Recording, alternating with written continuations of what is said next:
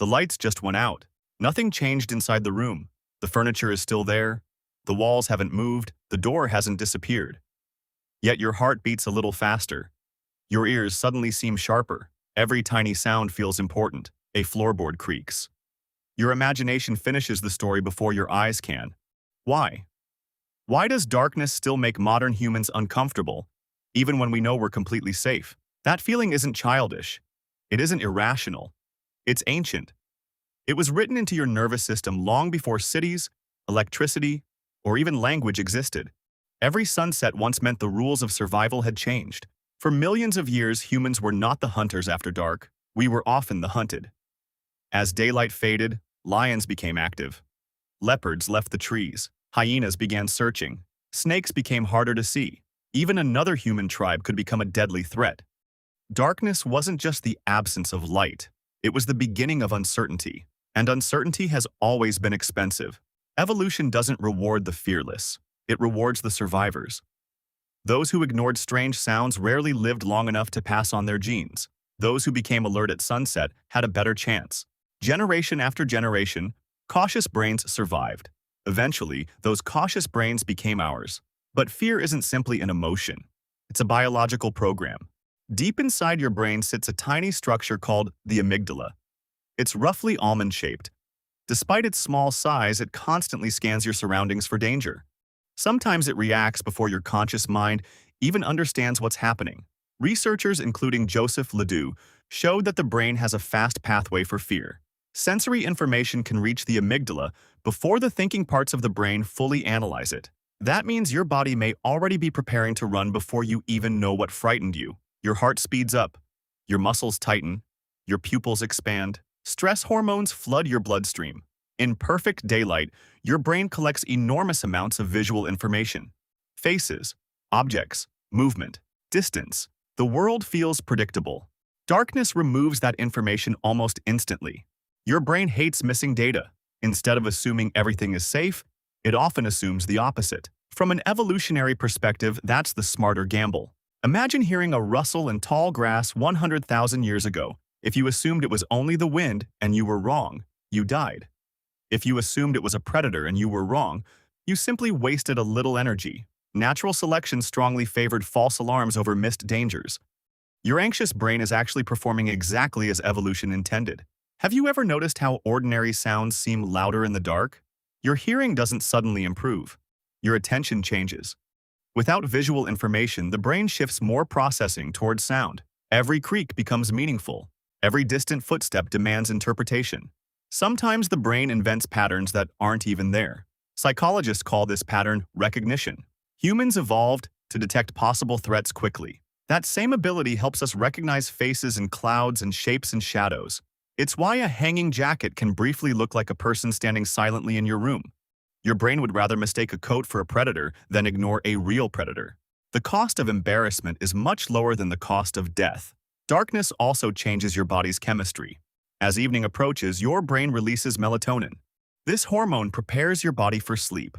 Body temperature slowly drops. Alertness naturally changes.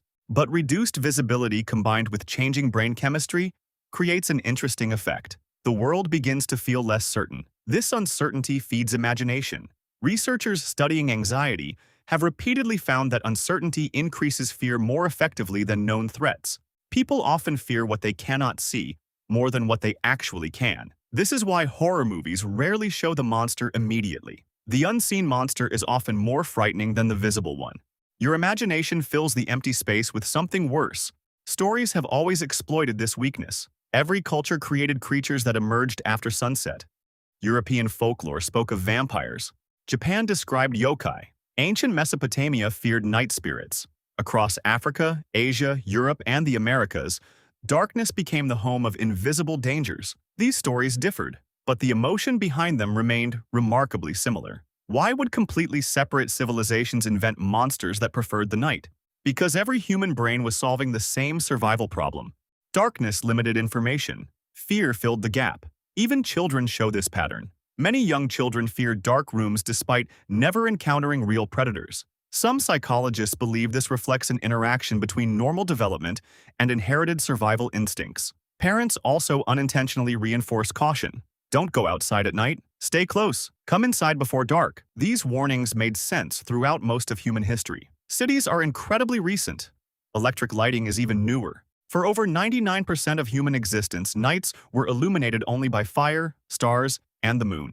Then everything changed. In 1879, Thomas Edison demonstrated a practical incandescent light bulb. Within decades, entire cities glowed after sunset. Humans extended daytime far into the night. Streetlights reduced crime in many areas. Homes became safer. Nightlife exploded. Yet evolution doesn't update in just a few generations. Our technology raced ahead. Our brains did not. Even now, many people sleep with a small light on. Others check behind shower curtains. Some run upstairs after switching off basement lights.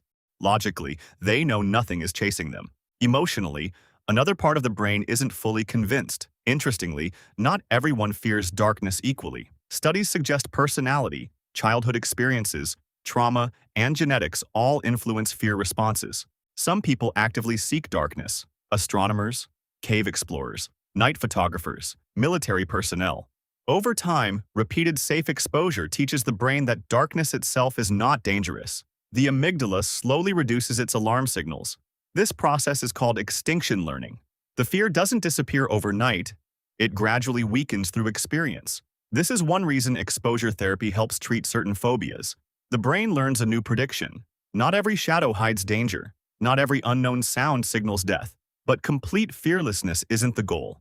Fear still protects us. Walking alone through an unfamiliar forest at midnight deserves caution. Ignoring real risks isn't bravery. It's poor survival strategy. Evolution gave us fear because, most of the time, it worked. The challenge is recognizing when ancient instincts no longer match modern reality. Your ancestors survived because they listened carefully after sunset. You inherited that success. Every quick heartbeat in a dark hallway is an echo from thousands of generations that made it home alive. The darkness around you hasn't changed very much, but your relationship with it has. Electricity allows you to erase the night with a switch. Your brain still remembers a world where no switch existed. Perhaps the strangest part is this: the darkness itself has never been your enemy. It was always the uncertainty hidden inside it, and maybe that's still true today. Because the things humans fear most are rarely the ones we can clearly see.